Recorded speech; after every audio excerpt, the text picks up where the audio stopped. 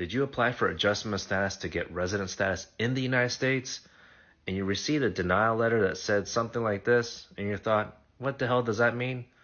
Watch this video all the way through so you understand exactly everything.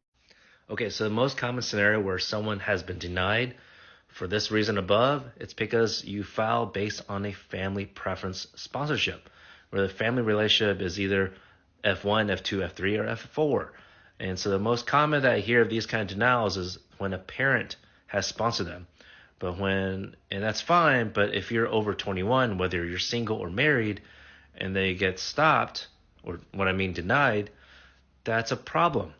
So even though you could, your parent filed a petition for you, that doesn't mean you're automatically eligible to adjust after you enter the United States with a visa. So the most common visa that people enter on is, of course, a visitor visa, B1, B2, or ESTA.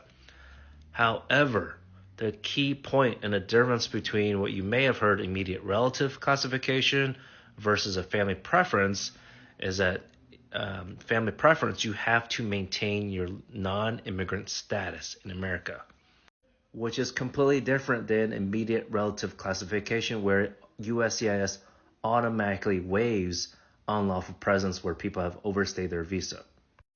So that's why, legally speaking, getting married to a U.S. citizen spouse is quote-unquote easier because you can overstay your visa technically and still become a resident in the United States. Okay, so now you know the common issue, the common reason for denial. Now, what is the solution? And that is a waiver, a 601 family unity waiver. The other phrase is provisional waiver. This is created by President Obama back in his term, that allows an applicant, a foreign national immigrant, to stay in the United States while the waiver is processing. Okay, so now you're wondering, am I even eligible to apply for a waiver? I hope you're asking this question. And you need a qualifying relative who is a parent or a spouse who is a U.S. citizen or resident. And again, you might be asking, well, if I had a parent file a petition, wouldn't I just have a spouse file that?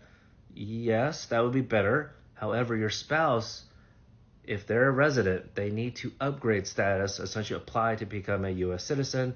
But it just depends on timing, if your spouse is even eligible to become a citizen. So I get it.